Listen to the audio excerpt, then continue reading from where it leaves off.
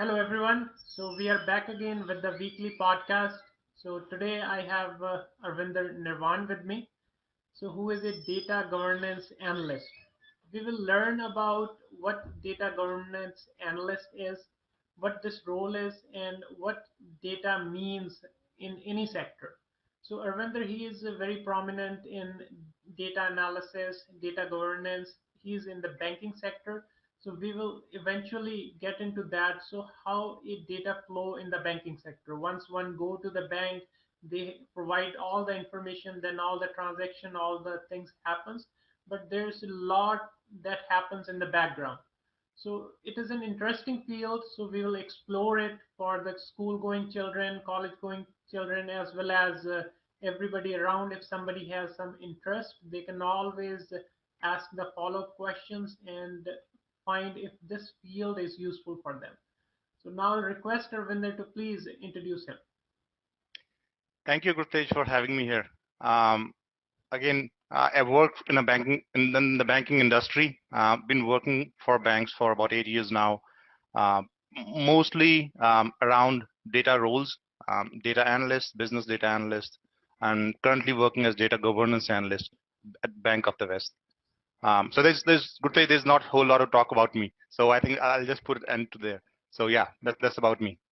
Yeah, no, thank you very much, Arvinder. So let's see what this role in a banking sector looks like, because data is everywhere, information is everywhere. If we enter our username, our name, our date of birth, and everything, that comprises of the information and data, and it is processed in every industry.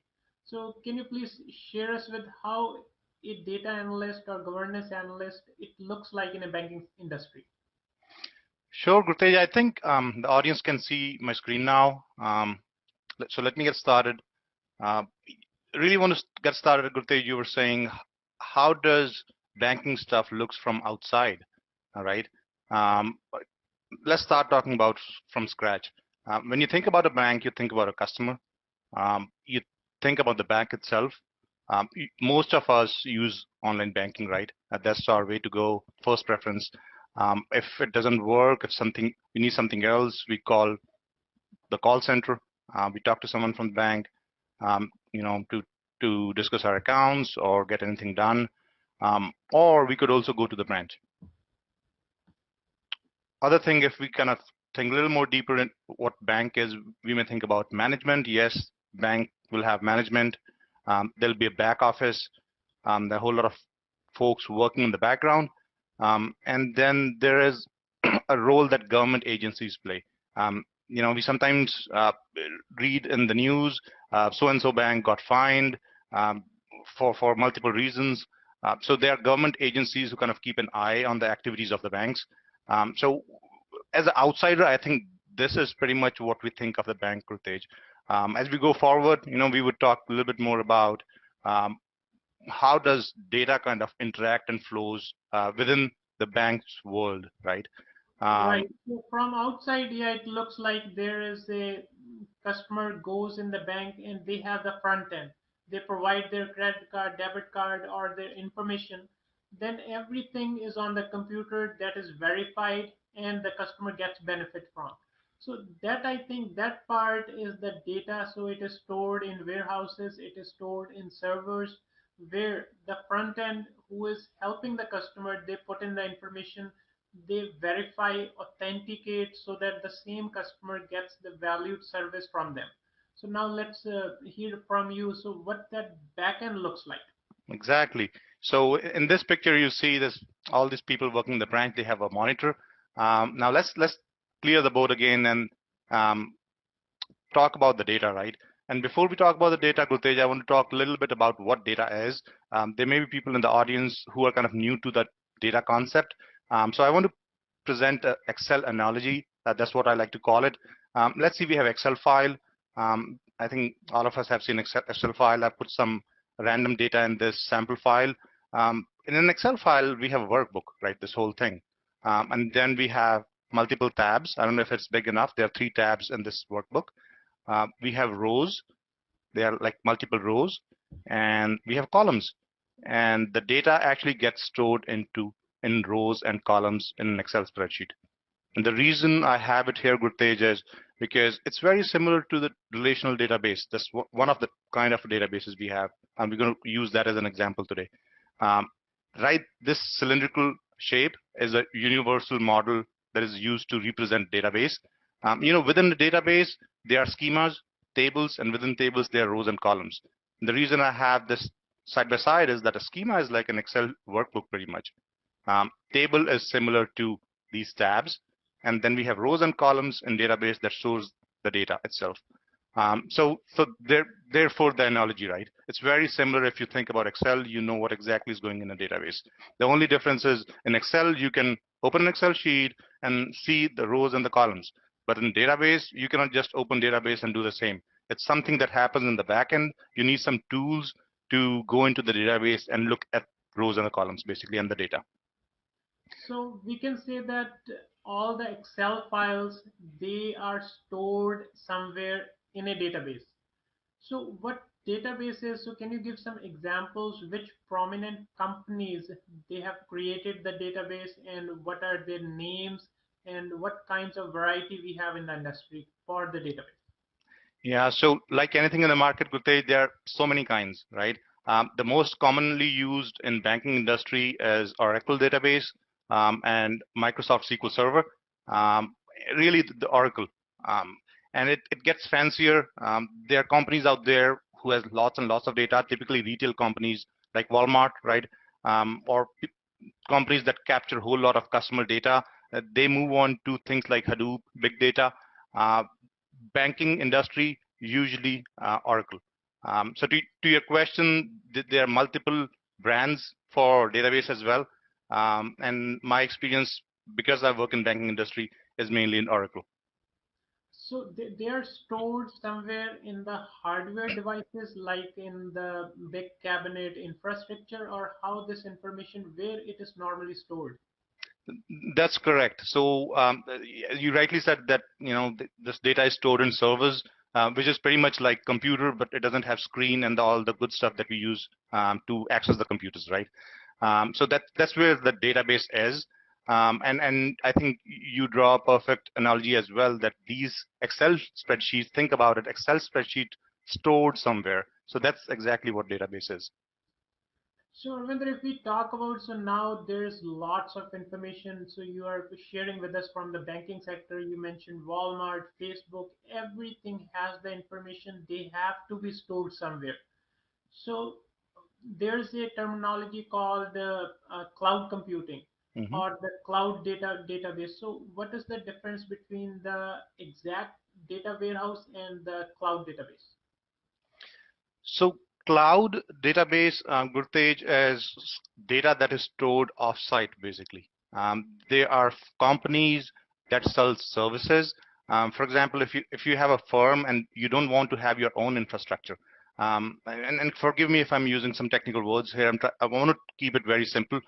So you can choose to have your own database stored physically in a bank's location, for example, or at a data center owned by the bank, or you can choose to use it as a service from an outside party. Um, in that case, you just use their service, and those servers are physically located with some other companies. You just use the service. It would appear that your data is kind of getting stored nowhere. That's why they're for the cloud. But actually, servers is not physically located for the company that you work for. Right. No, I was reading a terminology called data farm. So I think like we see the almond farms and peach farms. So these big companies like Amazon or Google or maybe the Oracle, so they have huge infrastructure somewhere. So which is not present at the location where customers are working. All the Excel files or just a smaller example, all the data, all the information that goes there and stored physically at those locations. Mhm. Yeah, no, it's a huge infrastructure. So now, Arvinder, can you please share how this analogy or how this data works in a banking industry? Sure. Let's go to our next slide and clear the board and start it over again. We have our customer, we have our online banking, contact center, and branch. Let's bring in our management, the government agencies. And this backend team, I replaced it with sales team, and I'll explain you why I did that. Right now, we were talking about this customer coming in, talking to one of these guys here. Uh, What essentially this customer is doing is giving information to these people, Gurtej, and these people will enter some of that information in their systems, right? And that turns into data. So let's draw some arrows here. Uh, all the information stored in their systems in the back end gets stored in these databases. Now, I guess it'll be a little easier for the audience to connect with what these cylindrical shapes mean. One interesting thing I want to point out here, Gurtej, is that when we go to a bank, right, we think that whether we want to talk about credit card, savings, checkings, the customer service person seems to be going to the similar screen and using the same system, right? One would think that or assume that all the information goes into the same application, but that's not true. Um, there are numerous applications that your standard customer service representative at the bank will use. From the backend standpoint, in this example, and this is not an actual infrastructure of any bank. This is a general example. Uh, in this example, all the credit card data gets stored in one database because this call center person is using a separate application for credit card processes. Savings, checkings, mortgages, they all have their own applications in this example. And therefore, they get saved separately in different databases. So that's how it gets very complicated in the back end. Now, let me add a little bit more detail here. Now, the data in these different databases got to be used by management, for example, right? Management has certain needs. They want to pull some reports and take actions, make decisions based on those reports. Uh, but the challenge with the management is that they don't just want credit card data. They don't just want savings data. They want kind of all of it, right? And in a way that is meaningful to them. Let me add some arrows here. So Gurtej, what we are seeing here is data marts. Um, First one, management reporting, regulatory reporting, and sales reporting. Now, Gurtej, let me draw another analogy here, right? You go to Walmart, for example, right?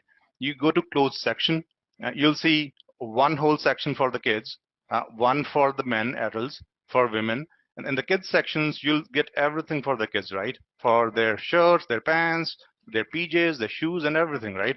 Um, if you take a step back from Walmart to their warehouse, you could imagine that that's not how the clothes will be stored in the warehouse, right? Back in the store, probably they are stored by the brand. All the Levi's stuff at one place, and all the by brand, maybe they'll definitely have some other way to organize it, right? Right. But at the point when it hits the floor of a Walmart, it gets reorganized, Gurtej, in a way that it makes it easier for the consumers to buy and look for it, right? Uh, this is exactly, Gurtej, what is happening here. Uh, the same data gets reorganized in a way that is meaningful and useful for the management in the first example, right? And again, government agencies, they ask the financial organizations all sorts of reporting. We'll give you some examples. They'll say, hey, any bank that has over 50 million of revenue, you need to send me your loan level data for all your loans, and then I want a high level summary of all your deposits and checking accounts. Just throwing out an example, right?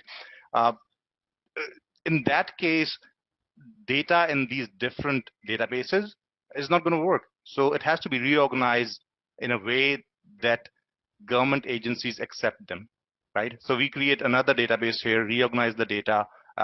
Then, as per the analogy, take all the stuff for the kids and put them at one place, right? So that it's easier for the government agencies to understand it. And then create another one, same data, all of it reorganized for the management. And then yet another one for sales team, because sales team will be interested in totally different dimensions, right? So let's create one for them. So in the back end, all this transformation and hops of the data happen all the time. And talking about hops, let's call it hop number 1, 2, 3, 4, 5. So in a very simple architectural diagram, Gurtej, we have these 5 data hops. And things get complex as data moves from one place to another. And that's where data governance analyst and data analyst role comes in. I'll take a pause here, Gurtej, to see if you have any question. Yeah, no, I'm kind of envisioning that in a small city there are multiple branches. in one branch there are many customers, and I would say in a whole country everybody has an account. So all this information has been stored in. So you showed us one Excel, so I'm envisioning, so every person's information is stored somewhere, and that's a huge information that has to give value as well. So they have to analyze it. The government has to oversee if the banking sectors they are providing adequate services to the customers, and the customers want to see that every customer is seeing what they need. So like there should not be a mismatch, there should not be a mistake. So it is very robust application or the infrastructure how the banking sector works. So now can you please share us what the role that data governance analyst, so what this role is about and Sure, how this role works in a banking sector? sure, you got it. Okay, so let's step back a little bit. We want to zoom in this management example. So we have the same architecture with the same 5 hops. Let's zoom in into this management part a little bit, right? Turns out management has some questions. They are looking at this fancy dashboard with some pie charts, their information, and they have a question. Now, that's kind of me for my bank. And the data governance analyst comes in and says, hey, I may be able to help. There are a number of things, Gurtej, that data governance analyst does, right?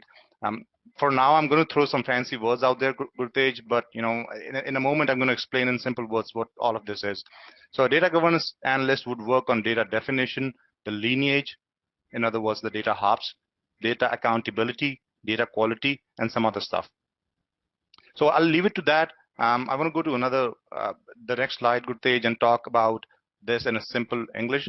Let me know if you have any question on this one, though. In this slide only data analyst, he's smiling, not everybody else. It seems because like a wonderful role. because he's the one with the answer, Gurtej. And it happens sometimes he does not have the answer, and that smile goes away very fast. That's Yeah, that's funny. Okay. Um, let's redraw the picture. Let's bring our management and the data governance analyst. The fancy words, the fancy terms I was talking about. Let's see this some conversation between the management and the data governance analyst, who, by the way, is still smiling. So the management is looking at the dashboard and saying that, hey, the total deposit balance that I'm looking at, does it include the frozen or the dormant accounts, or does it just include the active accounts? Right? The management is not sure. By the way, Gurtej, management in here is fully aware of all the hops and the transformation that data has gone through. So they want to make sure that along the data journey, nothing bad happened to the data, right? right. Sometimes things go wrong, and what ends up going to the dashboards is totally wrong or doesn't add up. So therefore the questions, right? In this case, data governance analyst goes says, hey, I created a data dictionary, which is a great source for all the definitions of what you're looking at your dashboard. Gurtej, I think both of us go back to the time, um, we are from the time where we used to have little books called data dictionaries, and we would open the data, not the data dictionaries, the actual English dictionaries, right? Um, so we would open the dictionaries and look for the meaning, right? Yeah. This data dictionary is very similar. So everything that these two folks are looking at their dashboards, all the data points, um, that dictionary would have the meaning, the definition of each of that term. And it's data governance analyst job to put that dictionary together, or his team. So that's one of the things that data governance do. Data governance analyst does. And when we say data definition, that's what it means. So a couple more things here, Gurtej. The management goes, okay, then where are these numbers coming from anyway? They want to know what's the source of these numbers, right? And analyst says, hey, we have a lineage document that traces all the data hops. We talked about those 5 hops, Gurtej, and there is some documentation out there. There has to be one, because if these guys are looking at some numbers, there has to be a traceability back to its origin, right? Um, in case there's a question, one should know where those numbers are coming from. That's another role for data governance analyst or data analyst, to put together a lineage document, which could be in Excel or in some kind of application, but essentially will tell you story of each hop that data has taken in its journey. So that's another thing. In data world is called data lineage. Right. And lastly, if we have any concern, where do we go? There's a data quality concern. Where do we go? Again, the data governance analyst comes to the rescue. One of the key job of data governance team, Kurtej, is to maintain list of owners, data owners. We saw all those hops of data, and at each point there has to be some people, a team or a person who's responsible for the data within that periphery, right? So if there's something wrong, it's like a plumbing job. There's the pipeline. We know where the blockage is. Once we identify where the blockage is, the next thing is to identify who's the owner of that area, right? If we don't know who the owner is, who's going to fix it? We don't know who to involve to get the fix done, right? So it's the job of data governance analyst uh, to make sure that for each data hub, there are actual owners documented, they are in the loop, they are on board. If any question or an issue comes up, folks should be able to go back to those data owners to get the remediation done. So when the role of a data analyst, so that seems to be very important because they have to make sure that every customer gets their valued service because it's money involved. The other thing is their personal information, their social security, everything is there. And it's not some customer, it's the whole country. So if we are talking about the banking sector, yeah, you have to follow the governance rules and play around with lots and lots of information. So if you say in every day, in one day, so what would be the roles of a data governance analyst in a day-to-day activity? What kinds of things a data governance analyst do in a bank? Sure, Gurtej, and that's exactly what we have on our next slide. What does a data governance analyst do in a typical day? Stage whole lot of meetings. We talked about data owners and the consumers. In this example, it was the management to understand their needs, to find that blockage. In our example, we use a plumbing example. So meetings with data owners, data consumers, other teams, um, performing data analysis. We briefly touched upon that we can see Excel sheet just by opening it up, right? But for database, we need a tool and write a little code to actually look at the data and do some analysis on it. So it's called SQL code.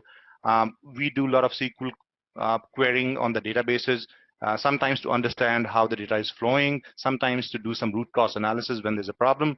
And then we review a lot of existing documentation, Gurtej. Uh, that, one thing I noticed here is that uh, within probably it's a common thing. Uh, an average time a person stays in one job is around 2 to 3 years. That's what I would think. It's not a fact, but that's kind of my estimate, right? People move on. They take their knowledge with them. What they leave behind is documentation. It's very important for a data governance analyst to be able to access those documentation and review it so that they understand and know what the person before them knew, right? So there's a whole lot of reviewing the documentation to understand the data flow, for example. Um, and then we'd already talked about creating data dictionary, data lineage. Then we create process documents as well, presentations, and answering ad hoc questions, just what we saw in the previous slide, right? And yeah, that's pretty much a typical day of a data governance analyst. Yeah, so Arvinder, you mentioned a data like performance data analysis. So are there some tools involved to do that performance reporting like Tableau, Business BI, or what are the terminologies if some advanced listeners are listening to us? So what kinds of those tools are there in market? Yes, you're right, Kurtej. There are various tools. I would categorize them into two parts. One, um, they're a little more fancier, right? You mentioned Tableau. Tableau, OBIE, Crystal Reports, they have these nice screens where users can go in and pull the data. It's like a very visual thing. And they can pull, for example, if you want to know the sales by branch, right? And you'll see a sales figure assigned there. You can pull that down, and then you'll see the branch written somewhere. You can pull that to your screen, and you will see a report generating right in front of you, right? So that's like giving a front end to someone to do some data analysis just by dragging and dropping. That's one way of doing it. And there are multiple tools. I named a couple of them, right? And to tell you, the second way of doing it is to go to the backend directly.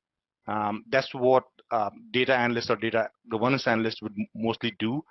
We don't usually use Tableau and dashboards. That's kind of for folks who are in the management and they want to see summary of the data. They just want to see the information. But if you want to get your hands dirty with the data, you use tools like Toad, Oracle Developer.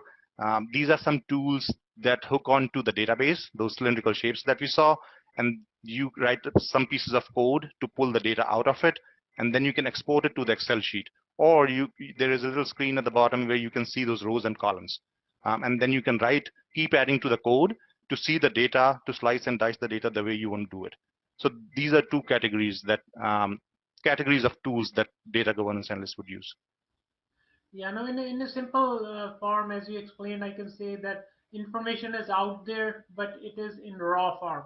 Mm-hmm. So these tools, they help to allow somebody to make sense very quickly. So like if a company has to open another branch, like you mentioned about the Walmart, so it will give you how many kids clothing are there, how many, so every day, how many are used, so that they can plan, they can order ahead so that all their aisles are pretty much filled. So these tools are very useful as well. So then you mentioned about SQL. So what SQL is and what other kinds of tools are there in relation to that? So SQL, it has two meanings really, Gurtej. One is SQL as in language. Um, SQL language is pretty much like learning any other language. It's a way of talking to the computer and telling the computer, this is exactly what I want from the database. Pull it for me. So it looks like a code. If you have, or the audience has ever seen code written, a piece of code, it wouldn't make sense to an untrained eye. But if you have learned it a little bit, you'll be able to make sense of it. Um, if you have ever seen a, a technician doing ultrasound, Gurtej, you would figure out that you don't see anything, but the person who's doing the ultrasound will be able to figure out what's where, right? That's exactly with the code. You write a piece of code. If your eyes are trained, you'll be able to read and see what exactly the code is asking the computer. So you write that code and you press execute, and then the computer will go to the database and pull out exact details that you asked for. So that's one way of doing it, and there are multiple languages. The most commonly used in banking industry is SQL, and then there are other tools where you don't have to write the code. I think we covered that. There's like more like dashboards, screens. You don't need to learn the code, but again, you are restricted to whatever that screen will let you see or pull. Right? The Right. code gives you more flexibility. No, I'm sorry, thank you. Gultaj, did I address your question? Oh, yes, absolutely, Ravinder. So thank you. So now we understand what a data analyst is, how data flows in banking sector, and what kinds of agencies or stakeholders they look at the information.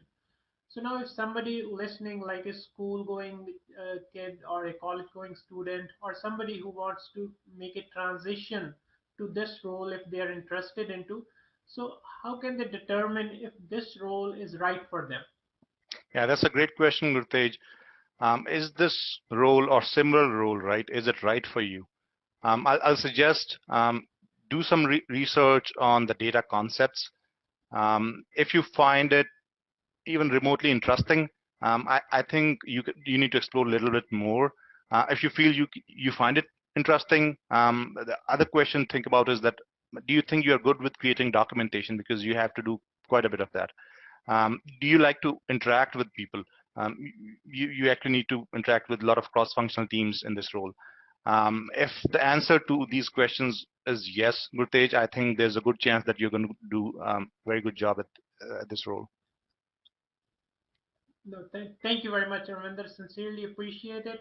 And to our listeners, so we have learned so what information is. So there is a lot of information or data that flows in the back end, and how that information makes sense to somebody who is looking at from an analytical eye. So a data analyst role, it's very interesting. It's in the coming days, it's all information. Now it's a globally every information, whatever we enter, our name, social security, date of birth, everything is out there. And these organizations, companies, they use that information to target the audience. So if we say of election, if we say of a company like Walmart, Amazon, or in banking sector. So for that, I would request everybody to please explore more about this role. And if you have any questions, you can send us those questions. And Arvinder is always there. So he is somebody who we know and who is close by, whom you see on your day-to-day basis. So you can always ask questions for clarification. So with that said, I'll thank Arvinder. And Arvinder, if you have some parting thoughts with us, please share. Absolutely, Gurtej. I think you actually nailed it down. Any questions, please feel free to send it Gurtej's way or my way. Happy to help. And thanks for having me here, Gurtej. No, thank you very much, Arvinder, and I would thank everybody for listening. And please share the questions as well as share some thoughts. So, what kinds of topics you want to listen in future? We will be back with our weekly podcast with a professional to help you out, to educate, to engage you, and to instill some of the interest in you to explore new opportunities that are around you. So, thank you very much again. Thank you, Arvinder.